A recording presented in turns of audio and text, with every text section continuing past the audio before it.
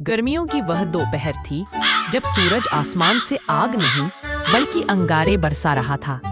हवा जैसे जमीन के अंदर कहीं छिप गई थी। जंगल के सारे जानवर अपनी अपनी मांदों और बिलों में दुबके थे, लेकिन एक कौवा था, नाम था तेजस। तेजस उड़ते उड़ते जंगल से बहुत दूर एक सूखी बस्ती के पास आ गया था।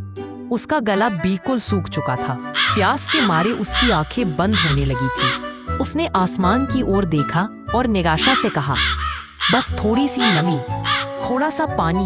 उसके पंख जवाब दे गए और उसे थककर जमीन पर बैठना पड़ा। उसने चारों ओर देखा। दूर एक पुरानी बाड़ी के कोने में जमीन में आधा ढंसा हुआ एक पुराना मटका मिट्टी का घड़ा दिखा। शायद इसमें कुछ पानी हो। यह सोचकर वह एक नई उम्मीद के साथ उस मटके की ओर लपका। तेजस ने मटके में झांका।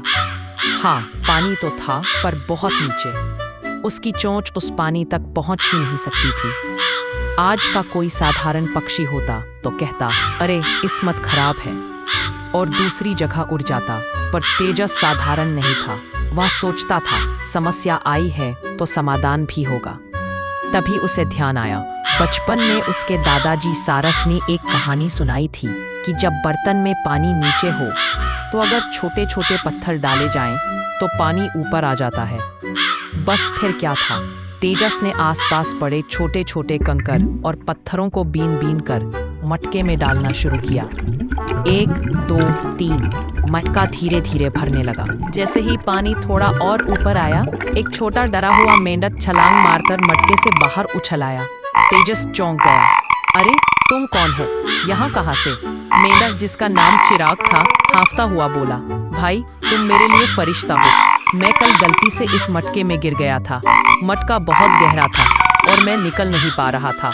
अगर तुम ना आते तो शायद अब तक मेरी जान निकल जाती। तेजस मुस्कुराया, मैं तो बस अपनी प्यास बुझाने आया था।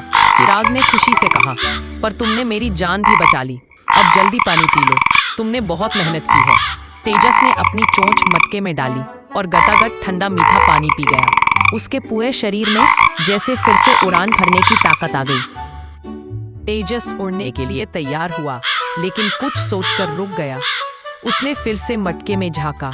वह खुद तो तृप्त हो चुका था, पर उसने सोचा, अगर मैं चला गया और पानी फिर नीचे चला गया तो अगला प्यासा जीव क्या करेगा?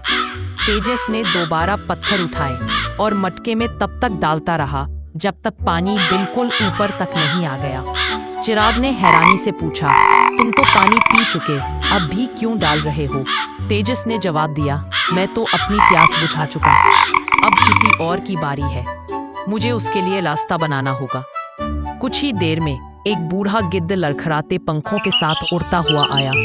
उसने मटके में झांका। पानी को इतना ऊपर देख उसकी आंखें भर आईं। उसने धीरे से पानी पिया और तेजस को देखा। गिद्ध ने नम आंखों से कहा, बेटा, आजकल तो लोग सिर्फ अपने लिए जीते हैं। तुमने मेरे लिए पहले से पानी छोड़ दिया। तुम्हारी ये दयालुता, ये कर्म एक दिन जंगल के लिए परंपरा बन जाएगा। उस दिन के बाद तेजस ने एक आदत बना ली। जहाँ कहीं भी पानी पीता, वहाँ वह थोड़ा पानी और ऊपर लाकर आता।